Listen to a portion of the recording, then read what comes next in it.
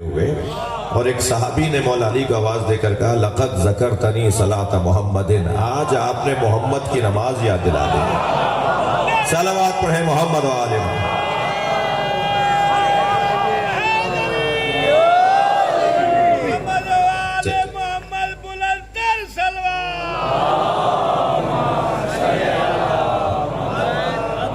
بھائی فضا ضرور کھلی ہوئی فضا ہے، کوئی ہال تو نہیں ہے جو آواز زیادہ مجھے محسوس ہو، لیکن مجمع بہت بڑا ہے، صلوات اس سے زیادہ اچھی ہونی چاہیے۔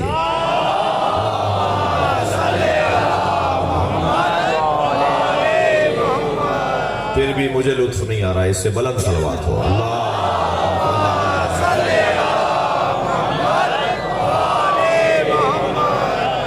جی توجہ۔ نبی کیسے نماز پڑھتے تھے، اور نبی نے ہمیں حکم دیا ہے کہ ایسے نماز پڑھو جیسے میں نماز پڑھتا ہوں، مجھے دیکھو کہ میں کیسے نماز پڑھ رہا ہوں۔ نبی کیسے نماز پڑھتے تھے یہ علی نے پڑھ کر بتائی، اور نبی کیسے نماز پڑھتے تھے یہ صحابہ کرام نے بتایا۔ کیا بتایا صحابہ کرام نے؟ نبی ایسے نماز پڑھتے تھے کہ سجدے میں سر ہے، حسین پشت پہ بیٹھے ہوئے ہیں۔ نبی کا سجدہ طویل ہوتا جا رہا ہے مگر حسین کو پشت سے اتارا نہیں ہے۔ سجدہ اللہ کا ہے، خیال حسین کا ہے، ورنہ سر اٹھا لیتے تو حسین گر جاتے۔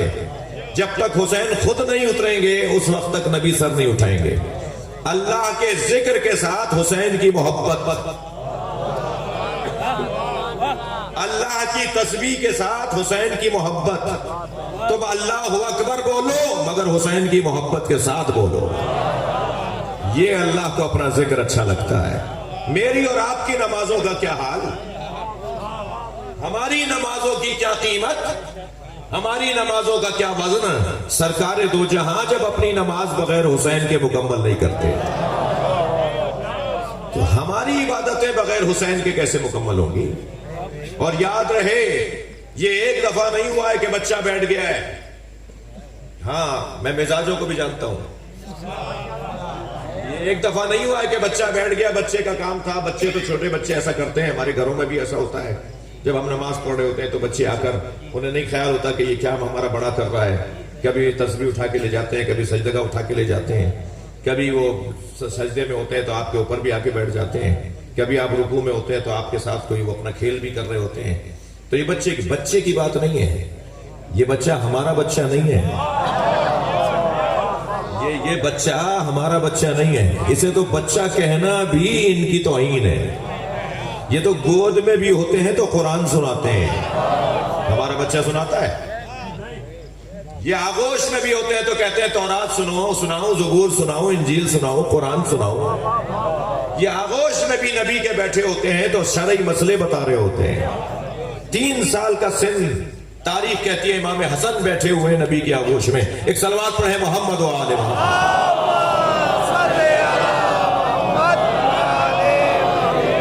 مولانا تشریف آئیں گے، مولانا تشریف آئیں گے۔ ایک صلوات اور باواز بلند تر۔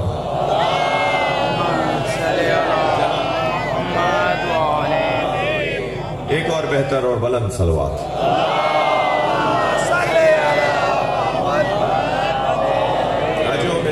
جوان ادھر آ جاؤ، اس طرف جگہ کافی ہے، آ جائیے آگے تشریف لے آئیے۔ ایک اور صلوات۔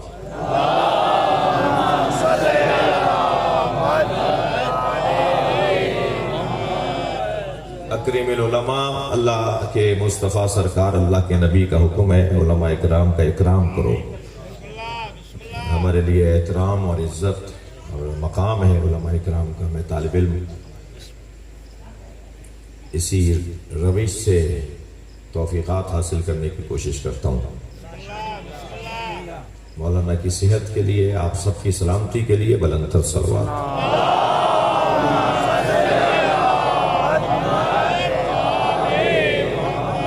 توجہ کر لیا آپ نے؟ گفتگو بہت روشن ہے۔ یہ تصور کے ساتھ بچے ہیں، یہ بچے ہیں جنہیں یہ لفظ بولا جاتا ہے بچے ہیں، تو یہ بھائی اس کی ایک کو ختم کر، یہ جب کہا جاتا ہے بچے ہیں تو اس کا تصور یہ آتا ہے کہ نہ سمجھے معاذ اللہ، ان کو ابھی پتہ نہیں تھا۔ یہ وہ بچے ہیں جو نبی کی آغوش میں اگر بیٹھے ہوں اور کوئی شرعی مسئلہ پوچھنے آ رہا ہو اور نبی فرمائے بیٹا حسن تم بتاؤ اس کا کیا جواب ہے، تو امام حسن ایسے ہی بولے جیسے علی بولتے ہیں، وہی بولے جو مصطفیٰ سرکار بتاتے ہیں۔ ایک عرابی، ایک بدو، گوہ، بڑی چھپکلی گوہ، سندھی میں چاچا بناؤ، گوہ کھاتے تھے نا پہلے زمانے جاہلیت کے لوگ، اب بھی بعض لوگ کھاتے ہیں، بعض یعنی مسلمانوں کے علاوہ کچھ لوگ کھاتے ہیں۔ تو گوہ کا شکار کر کے اس کے دم پکڑ کر لایا اور سرکار کے سامنے کھڑا ہو کے کہنے لگا آپ کی نبوت پہ دلیل کیا ہے؟ آپ نبی ہیں، آپ کی نبوت پہ دلیل کیا ہے؟ میرے مولا نبی سرکار نے امام حسن کی پیشانی کا بوسہ دیا، مولا حسن گود میں بیٹھے ہیں، 3 سال کا سن ہے، پیشانی کا بوسہ دے کے فرمایا میرا یہ بیٹا حسن دلیل ہے میری نبوت پہ۔ کہنے لگا یہ بچہ، اب دیکھیے جو اس انداز سے بات کرتے ہیں پھر وہ ذلیل ہوئے بغیر رہتے نہیں ہیں، کہنے لگا یہ بچہ بات کرے گا؟ تو امام حسن کا جواب آیا سل فقیہا ولا سبیہا، تو سوال کر، ایک فقیہ سے بات کر رہا ہے، کسی بچے سے بات نہیں کر رہا۔ اندی بحر العلم، میرے پاس علم کا سمندر ہے۔ اب اس کے بعد والا جملہ قربان جائے امام حسن کے اس فرمان پر، فرماتے ہیں میرے پاس علم کا سمندر ہے، الذی لا تقسمہ الدوالی، جسے ڈولوں سے خالی نہیں کیا جا سکتا۔ تو سوال کرتا رہے اور حسن جواب دیتا رہے۔ حسن کیا علم ختم نہیں ہوگا، تیرے سوال ختم ہو جائیں گے۔ اور اس کے بعد امام حسن نے سارا بتا دیا کہ تم 3 دن پہلے کہاں تھے، کہاں بیٹھ کے تم نے میرے نانا کے خلاف باتیں کی، پھر طے پایا کہ تم میں سے کون جائے گا میرے نانا سے بات کرنے کے لیے، تو تیری قسمت خراب تھی، تو نے طے کیا کہ میں جاؤں گا، اور رستے میں تجھے ایک عورت نے ٹوکا کہ ذلیل ہو جاؤ گے، مصطفیٰ کو جا کے شرمندہ کرنے کی کوشش نہ کرو، تم خود ہی نامراد رہو گے، اور آ کے بہرحال تو سامنے کھڑا ہو گیا، اب میرے ہاتھوں سے میرے باپ میرے نانا کے سامنے ذلیل ہوتا نظر آ رہا ہے۔ پھر کہنے لگا آپ مجھ سے بات کریں، نبی سے کہہ رہا ہے یہ کیسے کریم گھرانہ ہے، بات تو یہاں ختم ہو گئی تھی، لیکن یہ کسی کو اپنے دروازے سے لوٹاتے نہیں ہیں۔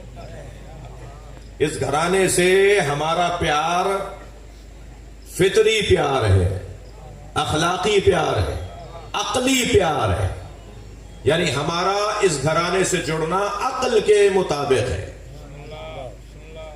ہم اس کے علاوہ چارہ نہیں ہے کہ ہم کسی اور دروازے پہ جائیں، چارہ نہیں ہے کہ ہم اسی دروازے پہ رہیں۔ ان سے بڑے لوگ دکھاؤ، ان سے عظیم لوگ دکھاؤ، اس گھرانے سے زیادہ بڑا گھرانہ کوئی ہے تو اس گھرانے کے اوپر جا کر ہم بیٹھ جاتے ہیں۔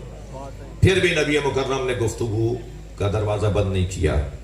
حضرت فرمایا یہ تو تیرے ہاتھ میں گو ہے نا، گو، یہ دلیل بنے گی میری نبوت پہ۔ تو ایسے اس گو کی دم پکڑی تھی نا کہ اس کو ایسے گھما کے کہنے لگا یہ کیا بولے گی، یہ کیا بات کرے گی؟ تو حضرت نے آواز دے کر کہا یا عزب من انتا وما انا، اے گو تو کون ہے اور میں کون ہوں؟ نبی اگر کسی کو یا کہہ کے پکارے اور وہ زندہ نہ ہو۔ ایک مرتبہ گوہ نے اپنی منڈیاں ہلانا شروع کی، اپنی گردن ہلانا شروع کی، اس کے اندر روح پلٹی، اس نے اپنا منہ کھولا اور ایک مرتبہ گردن اپنی سیدھی کر کے کہنے لگی انتا رسول رب العالمین، صلوات پڑھے محمد و آلہ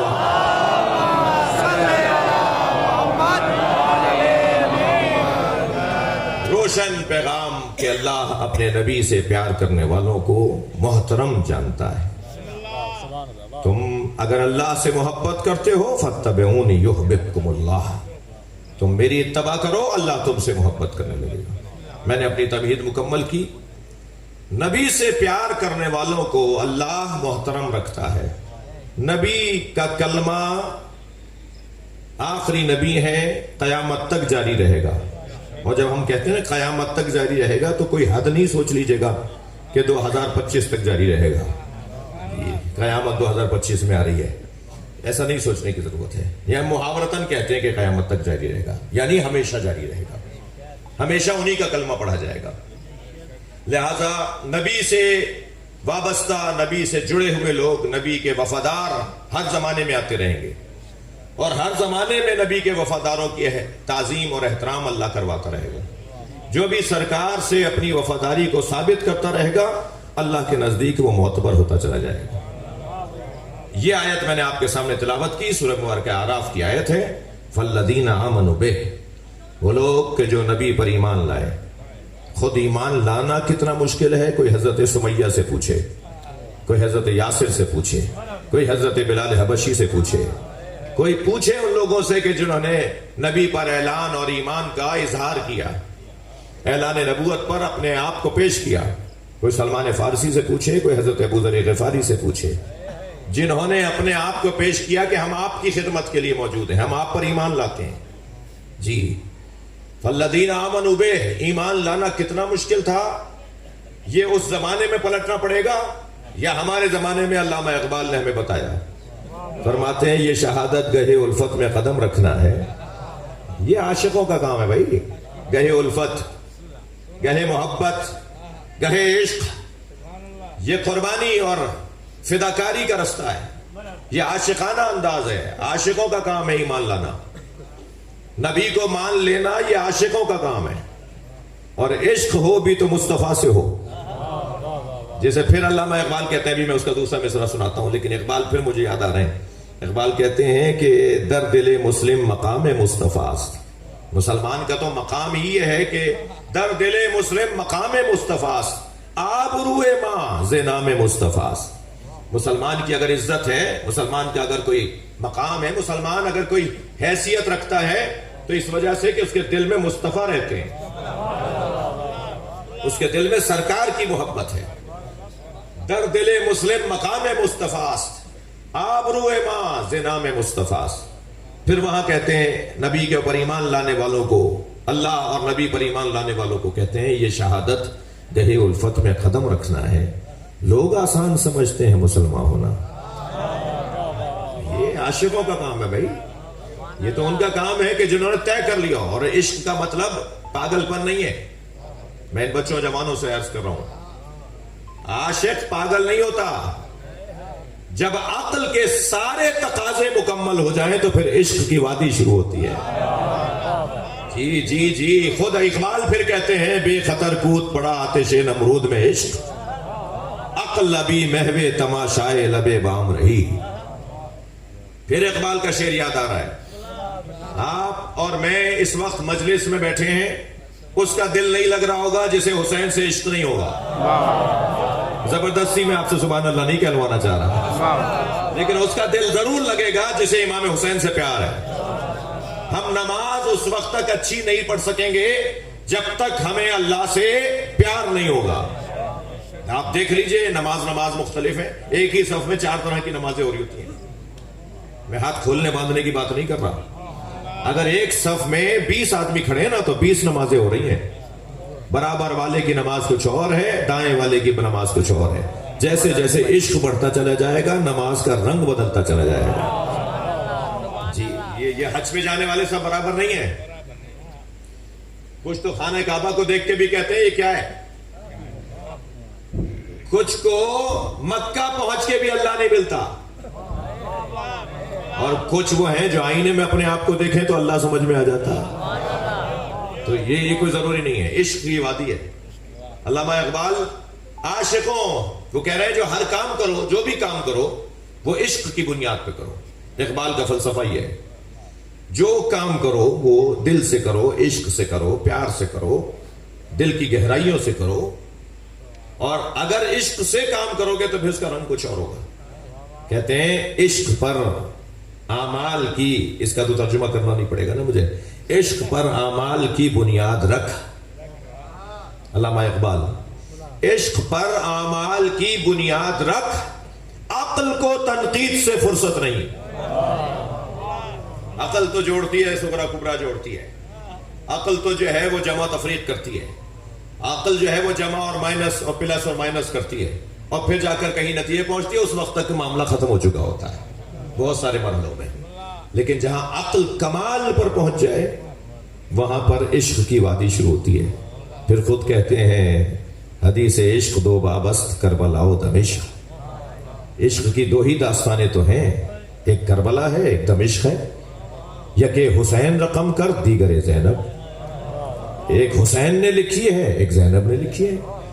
تو عاشقوں کی بات، کوئی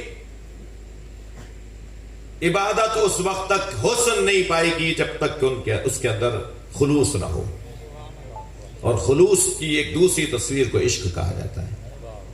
خلوص کے ایک اور جلوے کو عشق کہا جاتا ہے. جتنا خلوص گہرا ہوتا چلا جائے گا گویا عشق کی وادی میں قدم بڑھتا چلا جائے گا. فالذین آمنوا بہ، جو میرے نبی پر ایمان لائے، ونصروہ، ایمان لانا کتنا مشکل تھا، میں نے کچھ کوشش کی ہے بتانے کی. ایمان لانا کتنا مشکل ہے یہ ان باتوں سے اندازہ کیا جا سکتا ہے.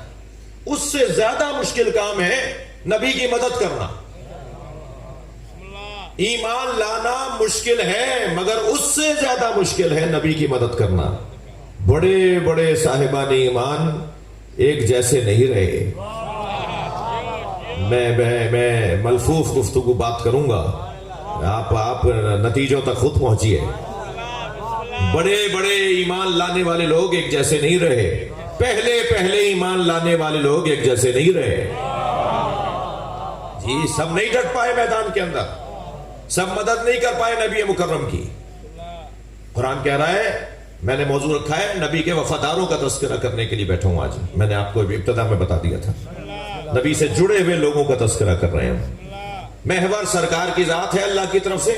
اب نبی کے ساتھ رویے کیسے کیسے ہیں، نبی کے ساتھ کس کا کیا تعلق ہے. فالذین آمنوا بہ، اس کے بعد اللہ کہتا ہے سورہ اعراف ہے، اس کے بعد اللہ کہتا ہے وَنَصَرُوهُ، اور جنہوں نے میرے نبی کی مدد کی. پھر بھائی تھوڑی سی جگہ بنائیے، تھوڑا تھوڑا سا آگے آئیے، کچھ گنجائش نکالیے، میرے بھائی آ کے بیٹھ جائیں گے، آپ کو بھی ثواب بڑھ جائے گا اور انہیں بھی ثواب اچھا ملے گا. صلوات بر محمد و آل محمد.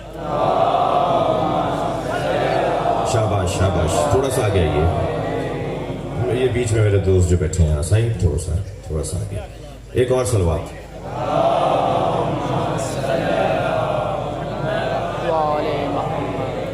اب یہ کلاس تو ہو نہیں رہی تھی، دیر سے آنے والوں سے میں ناراض ہوں. مجلس ہو رہی ہے، ظاہر ہے کسی کو جب ٹائم ملے گا جب ہی آئے گا، اور ٹائم کا بھی طے نہیں ہوتا کہ کتنے بجے ہم بیٹھیں گے. ہاں میں آپ ہی کا دفاع کر رہا ہوں. ایک اور صلوات.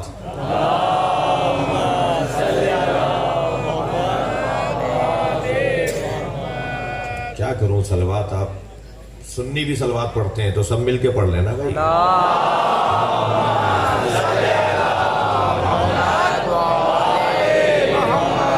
بس تھوڑا سا فرق ہے، ہمارے سنی بھائیوں میں ذرا دھیمے سے پڑھتے ہیں، آہستہ سے، اور شیعہ کہتے ہیں کہ اونچی آواز سے پڑھو گے تو منافقت بھاگ جائے گی. تو شیعہ مجموع میں کہا جاتا ہے اونچا پڑھو، سنی بھائی کہتے ہیں ذرا جھوم کے صلوات پڑھو.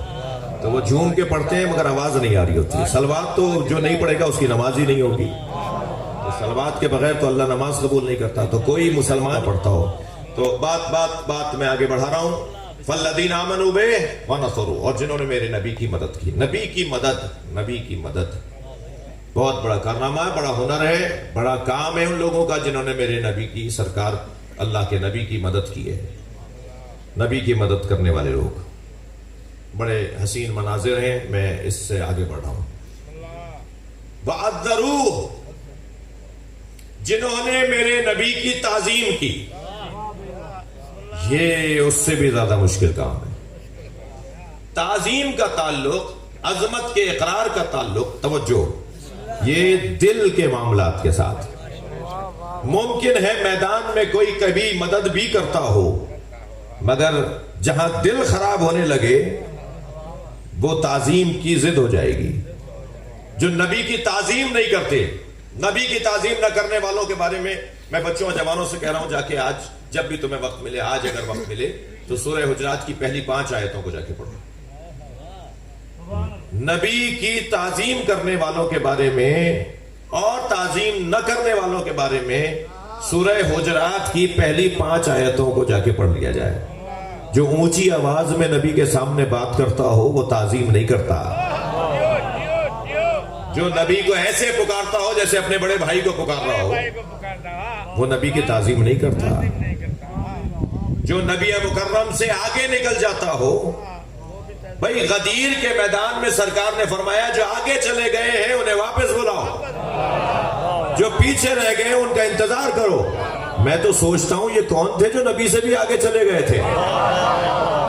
तारीफ तो कह रही है इस तरह की बात। एक सलवात पढ़े मोहम्मद व आले मोहम्मद।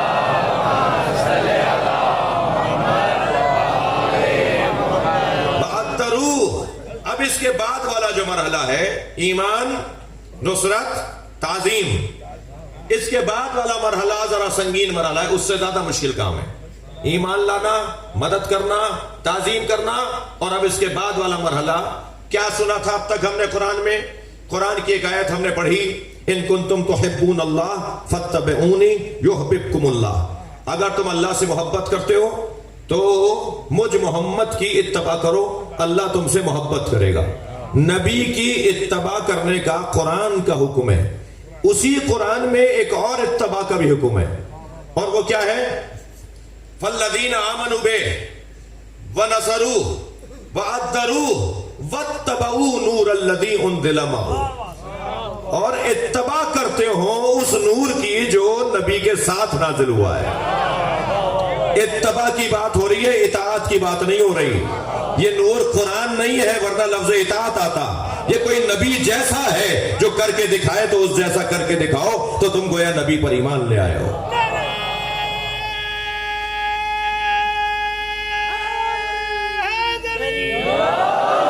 वो कौन है जिस नूर, कौन है जिसकी इत्तबा का अल्लाह हुक्म दे रहा है? वो जो नबी के साथ नूर की शक्ल में नाजिल हुआ है। वो जो नबी के साथ आया है उसी के लिए नबी ने फरमाया अना व अली मिन नूर वाहिद। मैं और अली एक नूर के दो हिस्से हैं। अली मौला की इत्तबा, जैसे नबी की इत्तबा की आयत, ऐसे अली मौला की इत्तबा की आयत। और अली मौला की इत्तबा, तवज्जो, अली मौला की इत्तबा नबी ही की इत्तबा है। ये कोई दो इत्तबाएं नहीं है, ये कोई दो मकतबों से नहीं जोड़ा जा रहा, ये दो स्कूलों का शागिर्द नहीं बना रहे हमें। तुम जैसे मेरे नबी की इत्तबा करते हो ऐसे ही मेरे अली की इत्तबा करो। और नबी और अली की इत्तबा जो कर लेगा वो है जिसका ट्रैक ठीक है, वो है कि जिसका रास्ता ठीक है, वो है जो सिराते मुस्तकीम पर है, वो है जो हब्लुल्लाह को थामे हुए है, वो है कि जो वसीले को जानता है, वो है कि जो सबील इलाही से जुड़ा हुआ है। जो नबी के साथ अली को माने वो निसाबे दीन पर अमल कर रहा है। और कल कयामत में नबी मुकर्रम, अच्छा जब सरकार, ये तय है कि सरकार से बड़ा इस कायनात में कोई नहीं है, जब सरकार से बड़ा इस कायनात में कोई नहीं है तो आखिरत में भी सरकार का ही जलवा रहता, किसी और का जलवा ही ना होता। लेकिन आखिरत में तो नबी के साथ एक और जलवा होगा जिसे अली का जलवा कहा जाता है। फरमाते हैं महशर में अली मेरे आगे चलेगा, मैं अली के पीछे चलूंगा। तो एक सहाबी ने कहा या रसूलल्लाह अफजल तो आप हैं, अली आपके आगे कैसे चलेंगे? फरमाया तुमने मेरा ये कौल नहीं सुना, तुमने मुझसे ये नहीं सुना, अली यून साहिब लिवाई, अली मेरा परचमदार है, और परचमदार हमेशा आगे चलता है, लश्कर पीछे चलता है।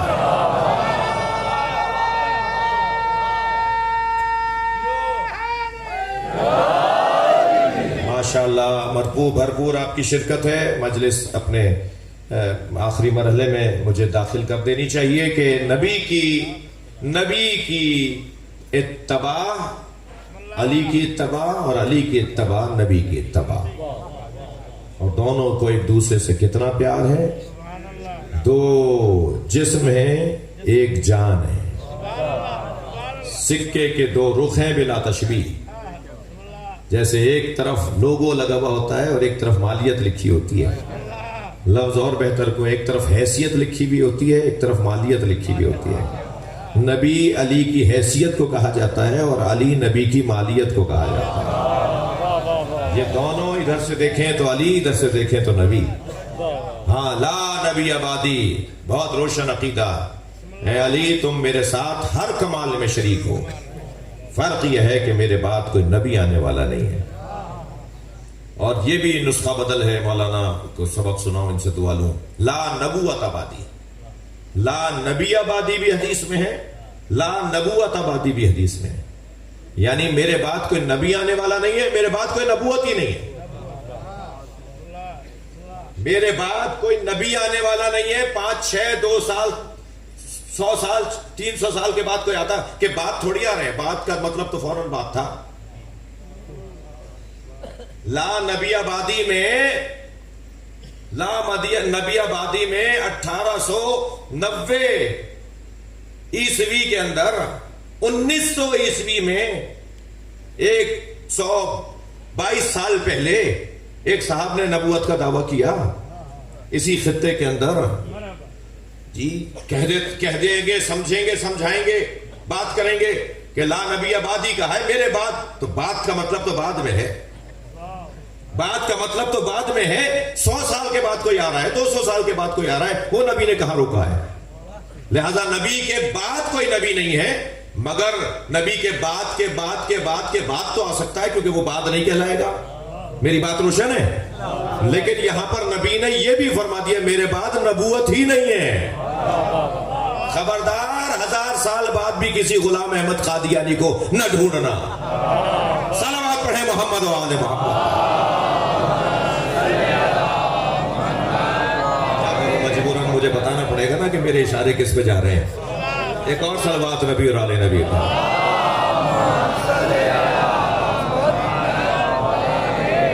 میں مولائیوں سے مخاطب ہوں، علی والوں سے ایک بات کہنا چاہتا ہوں. کوئی علی والا، کوئی پنجتنی نہیں ہو سکتا جو قادیانیوں سے، خاص طور پہ غلام احمد قادیانی. ورنہ تو بیچارے جیسے سنی ہمارے بعض باتیں ان کے بڑوں کو پتہ ہے، ان کو تو پتہ ہی نہیں ہے. ایسے شیعوں کا حال بھی ایسے ہی ہے. تو وہ جو قادیانی عوام ہے اس کے بارے میں پھر بھی کوئی رستہ سوچا جا سکتا ہے کہ ان سے بات ہو جائے. لیکن جو ان کے بڑے ہیں نا، کوئی نہیں ہو سکتا جو قادیانیت سے پیار کرتا ہو اور وہ علی والا ہو.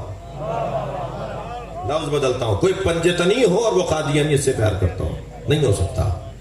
میں نے خود ان کے بڑوں کی تقریریں سنی ہیں. ان کی مجھے کوئی تقریباً 8-10 ان کی کتابیں میرے پاس موجود ہیں. یہ توہین کرتے ہیں پنجتن کی. کربلا کا جس کے لیے جمع اس وقت یکسر امام حسین کی قربانی کا انکار کرتے ہیں. کہتے ہیں کام ہی ٹھیک نہیں ہوا، جانا ہی نہیں چاہیے تھا حسین کو کربلا میں، جا کے دیوار میں سر مار لیا معاذ اللہ. یہ جملے ہیں. یعنی ان کے مذہب کا حصہ ہے کربلا کی قربانی کا انکار. ممکن ہے کوئی قادیانی کسی دوست کے ساتھ آ گیا ہو اس وقت مجلس میں اور وہ کہے کہ یہ کیا باتیں کر رہے ہیں. تو اسے بھی بتا رہا ہوں، جا کے اپنے بڑوں سے پوچھو.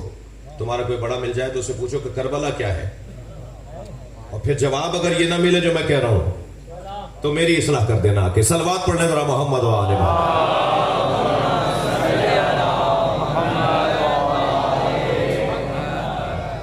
میں شرمندہ ہوں اپنے ان دوستوں سے جنہیں بیٹھنے کی جگہ نہیں مل رہی. بہرحال جناب جتوئی صاحب تھے، اس سے زیادہ کیا کر سکتے تھے؟ جو انہوں نے کیا اس سے زیادہ نہیں ہو سکتا. اللہ آپ سب کی توفیقات میں اضافہ فرمائے. میں اپنے مضمون کو ایک منزل دے رہا ہوں، اور وہ منزل یہ ہے کہ اگر علی سے نہیں جڑو گے تو بند گلی میں آ کھڑے ہو گے.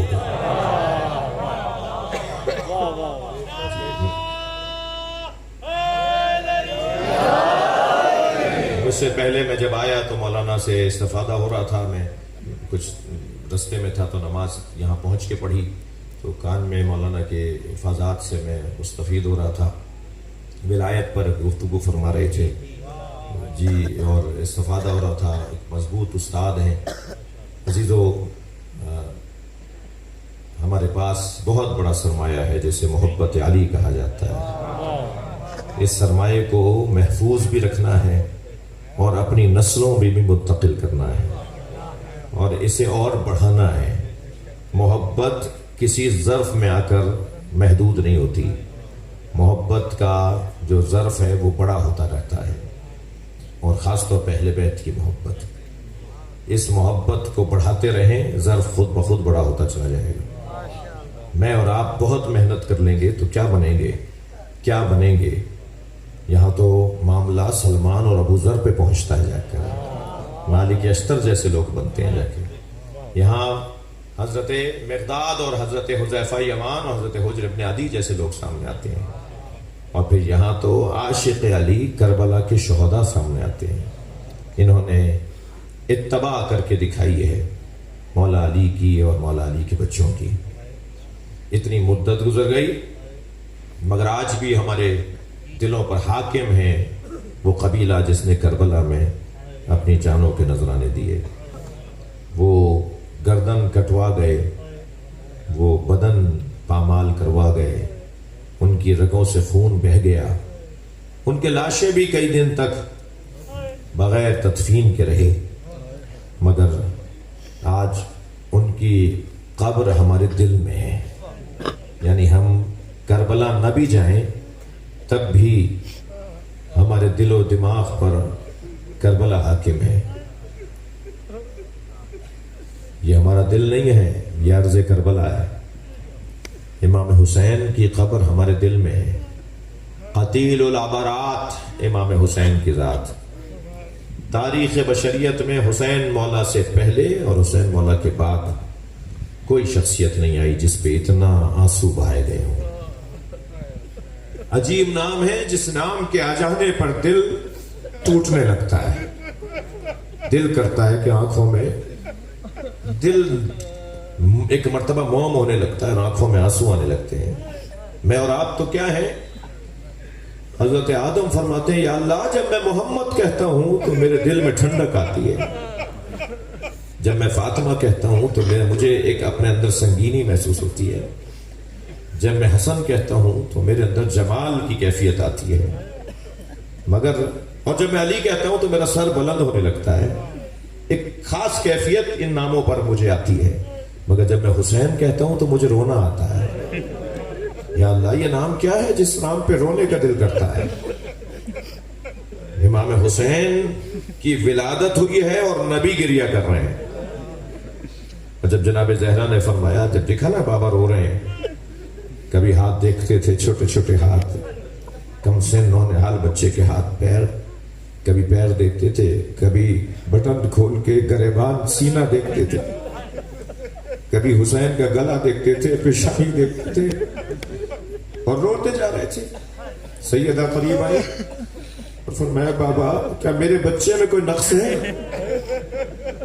آیت اللہ رسولی محلاتی نے زندگانی امام حسین میں اس کا فارسی سے اردو ترجمہ کرنے کی توفیق بھی مجھے حاصل ہوئی ہے، وہ چھپ بھی چکی ہے 2 مرتبہ۔ فرمایا بابا میرے بچے میں کوئی نقص ہے جو آپ بچے کے ہاتھ پیر دیکھ دیکھ کر رو رہے ہیں؟ فرمایا نہیں، یہ وہی بچہ ہے جس کے بدن پہ گھوڑے دوڑ رہے ہیں، یہ وہی حسین ہے جسے کربلا میں مارا جائے گا۔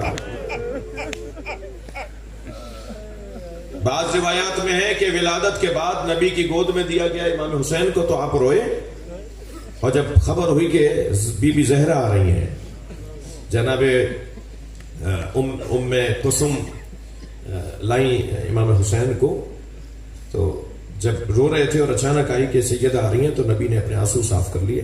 فرمایا کوئی فاطمہ کو ابھی نہ بتائے کہ یہ وہی بچہ ہے، اس لیے کہ فاطمہ قریب الولادت ہے، ابھی تو ولادت ہوئی ہے، ماں تکلیف میں آ جائے گی اگر بتا دیا یہ یہی حسین ہے جسے کربلا میں مارا جائے گا۔ اہل سنت نے لکھا ہے کہ عصر عاشور مدینہ منورہ میں ام المومنین حضرت ام سلمہ رضی اللہ تعالیٰ عنہ وہ سو رہی تھی کر مدینہ منورہ میں اپنی حویلی میں اپنے گھر میں، کہ خواب میں دیکھا کہ نبی آئے ہیں، سر پہ امامہ نہیں ہے، دوش پہ عبا نہیں ہے، ریش مبارک اور بالوں پر ایسے گرد لگی ہوئی ہے جیسے کوئی مسافر لوٹتا ہے تو اس کے بالوں پر گرد لگی ہوئی ہوتی ہے، پیروں میں نالینیں نہیں ہیں، اور ایک غم کی کیفیت میں روتے ہوئے نظر آئے۔ کہا یا رسول اللہ یہ آپ کا کیا حال ہے؟ فرمایا ام سلمہ تم سو رہی ہو، میرے حسین کو کربلا میں مار دیا ہے۔ اور بیوی ایک مرتبہ بیدار ہو کر حویلی میں دائیں بائیں آگے پیچھے آوازیں لگاتی ہیں حسین کو مار دیا۔ لوگوں نے کہا، بیویوں نے کہا کہ آپ یہ کیا کہہ رہی ہیں؟ کہ ابھی میں نے خواب میں دیکھا ہے کہ نبی آئے ہیں۔ وہ نبی کا پیارا حسین گزر رہے سرکار، مدینے کی ایک گلی سے کچھ بچے کھیل رہے تھے، ایک بچے کو گود میں اٹھایا، پیار کیا، اسے آغوش میں لیا، پیار کیا، زمین پہ اتار کے آگے بڑھے تو ایک صحابی نے پوچھا یا رسول اللہ یہ کس کا بچہ ہے؟ فرمایا مجھے اس سے غرض نہیں ہے یہ کس کا بچہ ہے، مجھے تو اس سے غرض ہے یہ میرے حسین سے پیار کرتا ہے۔ ایک گھر سے ایک بچے کے رونے کی آواز آئی، سرکار نے دروازہ بجا دیا، دروازے پہ خاتون آئی، فرمایا اس کی آواز میرے حسین سے ملتی ہے، اسے خاموش کرواؤ، مجھے گوارا نہیں ہے کہ کوئی اس انداز سے روئے۔ نبی خطبہ دے رہے، مسجد میں امام حسین آئے، کرتے میں پیر الجھا، حسین زمین پر آئے، نبی نے ممبر چھوڑ دیا، اپنے بچے کو اپنی آغوش میں لیا، ممبر پہ جا کے بیٹھے اور پھر خطبہ دیا، میرے حسین کو اچھی طرح پہچانو، اگر یہ اپنے بچوں کے ساتھ مدینہ چھوڑ کے جا رہا ہو اور تم میں سے کوئی زندہ ہو تو میرے حسین کا ساتھ ضرور دینا۔ ایسے ہمیشہ، وہ بھی اہل سنت کی کتابوں کی بڑی مشہور اور مستند روایت ہے کہ آپ سفر سے لوٹے، فرمایا ام سلمہ میں آرام کر رہا ہوں، کوئی ملنے آئے تو اسے اتنا بتا دینا کہ نبی کچھ دیر کے لیے محو استراحت ہے۔ ادھر جیسے نبی گھر میں تشریف لائے تو حسین مولا کو 3 سال کا سن ہے، دوڑے آئے، نانی اماں، نانی اماں، نانا آ گئے، فرمایا تمہارے نانا آرام کر رہے ہیں اور مجھے کہا ہے کہ کوئی آئے تو اسے کہنا کہ نبی آرام کر رہے ہیں۔ ایک حسرت سے لہجے میں کہا، حسرت بھرے لہجے میں کہا، مجھے بھی روکا ہے؟ فرمایا نہیں، تخصیص نہیں لگائی تمہارے نانا نے۔ حسین واپس لوٹے، نبی حجرے سے باہر آئے، سر پہ امامہ نہیں ہے، پیروں میں نالینے نہیں ہے، فرمایا ام سلمہ تم نے حسین کو بھی لوٹا دیا؟ اور آغوش میں لے کر اپنے حجرے میں لے گئے۔ بی بی فرماتی ہے کچھ دیر کے بعد نبی کے رونے کی آواز آئی، آواز اتنی بلند تھی کہ میں حجرے میں داخل ہو گئی کہ نبی ایسے کیوں رو رہے ہیں؟ تو میں نے کیا دیکھا کہ حسین کا کرتا اتارا ہوا ہے اور حسین کے سینے کو، گلے کو بوسے دے دے کے رو رہے ہیں۔ فرمایا یہی تو میرا حسین ہے جس کے ساتھ کربلا میں یہ ظلم ہوگا۔ اجرکم اللہ، اجرکم اللہ۔ عزادارو آپ آمادہ ہیں، اگرچہ جب مجلس میں بیٹھا کریں تو تکلف کر کے نہیں رویا کریں۔ جب آپ کی آوازیں بلند ہوتی ہیں نا، جن کے مذہب میں رونا جائز ہے، میں ان سے تو کم کہہ سکتا ہوں نا کہ تکلف کر کے نہیں رویا کریں۔ امام رضا بلند رونے والوں کے لیے دعا کرتے ہیں، امام جعفر صادق بلند رونے والوں کے لیے، اونچی آواز میں رونے والوں کو دیکھ کر دعا فرماتے ہیں۔ امام محمد باقر ایک مجلس سے لوٹے جہاں بلند گریا ہو رہا تھا، تو امام نے مصلی بچھا کر نماز پڑھ کر رونے والوں کے لیے دعا کی، یا اللہ یہ ہمارے امر کو زندہ کر رہے ہیں۔ امام رضا تو آرزو کیا کرتے تھے تم کتنے دن ہو گئے میرے جد پہ نہیں روئے۔ اے فرزند شبیب، جب غم دنیا تمہیں گھیر لے، جب پریشانیاں تمہارے گرد حلقہ بنانے لگیں تو خبردار غم دنیا میں نہ رونا، میرے جد حسین پہ رو لینا۔ اجرکم اللہ۔ میرا بیان ایک منزل تک جا رہا ہے، میں زیادہ آپ کو زحمت نہیں دینا چاہتا۔ عزادارو، امام حسن کی شہادت کی تاریخ گزری ہے کل، میرا دل کہہ رہا ہے کچھ دیر مدینہ چلیے، رونے والوں کو پنجتن کے 5 جنازوں کا حال سنا دوں۔ نبی کے جنازے میں 11 لوگ تھے، نبی کے اعتراض ہوا اہل بیت نے، علی نے ہمیں جنازے میں نہیں بلایا، علی نے ہمارا انتظار نہیں کیا۔ نبی کے جنازے میں کتنے لوگ تھے یہ علماء اہل سنت سے پوچھا جائے، اور وہ بیان بھی کر چکے ہیں کہ نبی کے جنازے میں لوگ نہیں تھے، امت نہیں تھی نبی کے جنازے میں۔ اس گھر میں دوسرا جنازہ پنجتن کا ہوا ہے، دوسرا پنجتن میں سے دوسرا جنازہ جناب زہرا کا جنازہ ہوا ہے، نبی کی رحلت کے 75 یا 95 دن بعد۔ اجرکم اللہ، اجرکم اللہ۔ اپنی آوازوں کو آزاد کریں گے اگر رونا آ رہا ہے تو۔ وہ جناب زہرا کا جنازہ ہے، جناب زہرا کے جنازے میں 6 لوگ ہیں۔ اس گھر میں تیسرا جنازہ مولا علی کا جنازہ ہے، اہل سنت کے مطابق 2 لوگوں نے جنازہ اٹھایا ہے۔ اہل سنت کہتے ہیں جنازہ آگے سے خود اٹھ رہا تھا، پیچھے سے حسنین اٹھا رہے تھے۔ اگر ہمارے شہر کا کوئی معتبر مر جائے تو سارا شہر بند ہو جاتا ہے، یہ کائنات کے معتبر کا جنازہ ہے جس کے جنازے میں 2 لوگ جنازہ اٹھا رہے ہیں۔ یہ کیسی غربت ہے پنجتن کی، جن کے نام پر اللہ نے کائنات بنائی ہے، جن کے نام پر اللہ نے سب کچھ بنایا ہے، ان کے جنازے میں لوگ نہیں ہیں۔ کیا ہوا تھا، کیوں ہوا تھا، یہ تاریخ کے طالب علم سوال کریں نا تاریخ سے۔ مولا علی کا جنازہ پنجتن کے گھر میں تیسرا جنازہ ہے۔ بار بار اعتراض تھا امت کو، ہمیں جنازوں میں نہیں بلاتے، رات کی تاریکی میں دفنا دیتے ہیں، بغیر اعلان کیے جنازہ دفنا دیتے ہیں۔ اعتراض تھا نا۔ اہل بیت کا پہلا جنازہ تھا جو امت کے کاندھوں پہ دیا گیا۔ امت نے اتنے تیر مارے، امام حسن کے جنازے پہ اتنے تیر مارے کہ بہن ام کلثوم اور زینب بی بی بھائی کے جنازے سے تیر نکالتی رہ گئیں. اور 5ویں جنازے کا حال سنیں گے. امام حسین کے بدن پہ گھوڑے دوڑا دیے. جناب زینب سے پہچانے نہیں دیا کہ یہ میرے بھائی حسین کا لاشا ہے. اور جب لاشیں پر آئی ہیں تو مرثیہ پڑا ہے, نانا یہ آپ کا حسین ہے, یہ آپ کا حسین ہے جسے آپ زبان چساتے تھے, جسے آپ آغوش میں لیتے تھے, جسے آپ کاندھوں پر بٹھاتے تھے.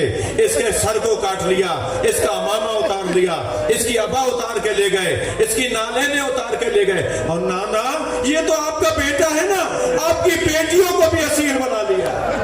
بناتوں کا سبایا, یا رسول اللہ آپ کی بیٹیوں کو اسیر بنا لیا. زینب اسیر ہو کے شام جائیں گی. اللہ لعنت اللہ علی الظالمین. یا اللہ اس گھر پہ رحمت برکت نازل فرما.